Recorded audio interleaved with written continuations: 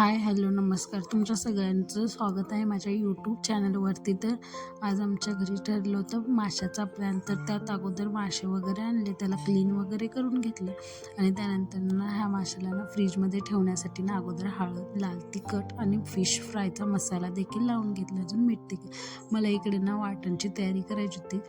खोबरं वगैरे चिरून घेतलं, वाटून देखील घेतलं. त्यानंतर मी लगेच इकडं वाटण म्हणजे अद्रकची पेस्ट करायला घेतली. अद्रक, कोथिंबीर, अजून लसूणची. तर त्यासाठीची लसूण सुरू होती. तर ते अगोदर व्यवस्थित चिरून घेतलं आणि त्यानंतर लसूण देखील घेतलंच होतं. मग मी हे सगळं आणि त्यानंतर ते फ्रीजमध्ये ठेवून दिले, जेणेकरून ते फ्रीजमध्ये 10-15 मिनटं राहतील. आणि त्यानंतर मी इकडे कोथिंबीर देखील चिरून घेतली. धुवून स्वच्छ अगोदर चिरून घ्यायची आणि ते मिक्सरच्या भांड्यामध्ये अद्रक अगोदर टाकलं होतं. तर त्यानंतर कोथिंबीर आणि लसूण देखील टाकून घेतलं. लसूणाची पेस्ट आणि अद्रकची पेस्ट मी एकदमच बनवून ठेवते, तर ती छान देखील राहते फ्रीजमध्ये. त्यानंतर त्यामध्ये लगेच मीठ देखील घालायचं, म्हणजे पेस्ट असते त्याचा कलर देखील बदलत नाही, तसा छान हिरवीगार देखील राहते.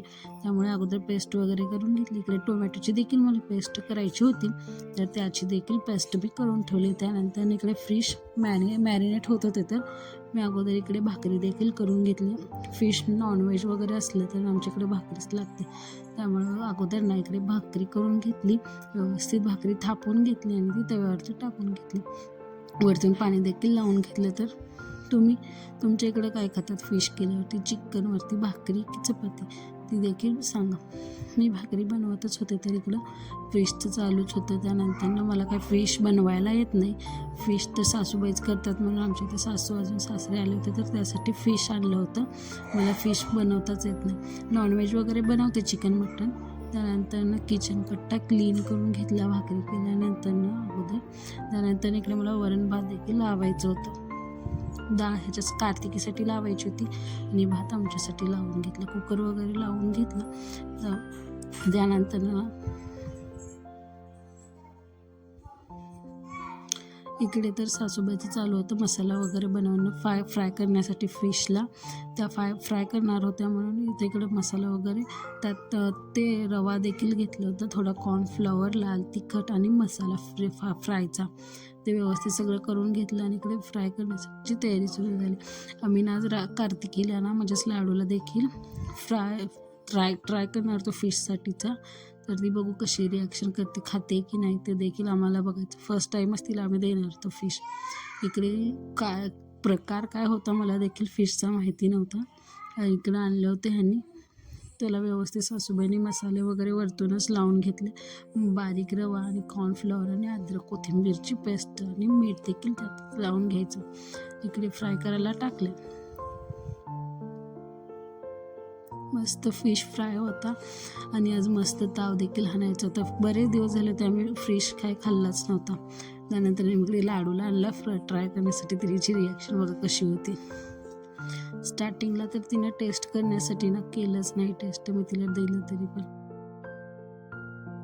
नंतर तिने थोडं टेस्ट केलं आणि त्यानंतर इकडे मिस्टरांनी तर टेस्ट करण्याच्या नादातच निम्मे फ्राय केलेले संपवले. इकडे आमटीला तयारी केली.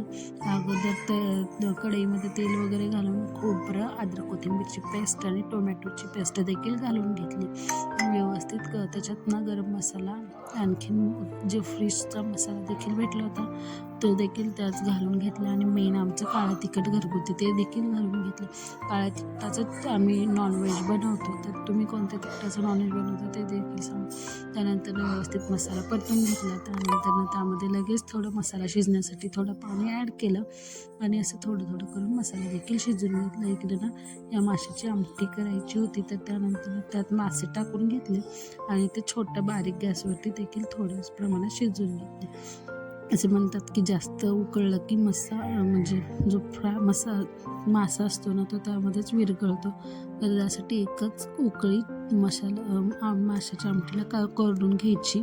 त्यानंतर त्यामध्ये थोड्या प्रमाणात पाणी देखील आमटीत ॲड केलं. इकडे सप्पक आमटी देखील बनवली होती. त्याबरोबर सप्पक देखील आमटी छान लागते, त्याच्यामुळे मिठाची देखील आमटी इकडे बनवली होती. त्यानंतर मस्त असं आमटी रेडी झाली आणि सगळ्यांनी जेवण देखील केलं आणि मी लगेच कट्टा देखील आवरायला घेतला. रात्री सगळं स्वच्छ करून ठेवल्यानंतर सकाळची गडबड नाही उठत, त्यामुळे रात्री पूर्ण कट्टा क्लीन करून घेतला, व्यवस्थित केला, कपड्याने पुसून घेतलं आणि त्यानंतर भांडी देखील साफ करायला घेतली. भांडी देखील रात्रीच घासून ठेवले, त्यामुळे सकाळी देखील घाई उठत नाही भांड्याची, त्यामुळे रात्रीच पूर्ण भांडी घासून घ्यायची, व्यवस्थित क्लीन करून ठेवायची, म्हणजेच वास देखील येत नाही किचनमध्ये. त्यामुळे सगळे मी रात्रीच क्लीन करून घेतले आणि त्यानंतर भांडी देखील घासून घेतली, धुवून घेतली, व्यवस्थित जाळीमध्ये लावून घेतली. तुम्ही काय करता, रात्रीच देखील भांडी साफ करून ठेवता ना? रात्री भांडी साफ केली आणि सगळा कट्टा देखील स्वच्छ करून ठेवलं, म्हणजे किचनच्या मध्ये ना जो क्लीन केलं ना तर तो घाण देखील राहत नाही. नेहमी देखील किचन वगैरे इकडे क्लीन केलं, सगळं स्वच्छ करून ठेवलं आणि त्यानंतर ना बाहेर जाऊन बघते तर ह्यांचा 11:30 वाजले तरी बी ह्यांचा गोंधळ काय संपायलाच तयार नव्हता. बाय.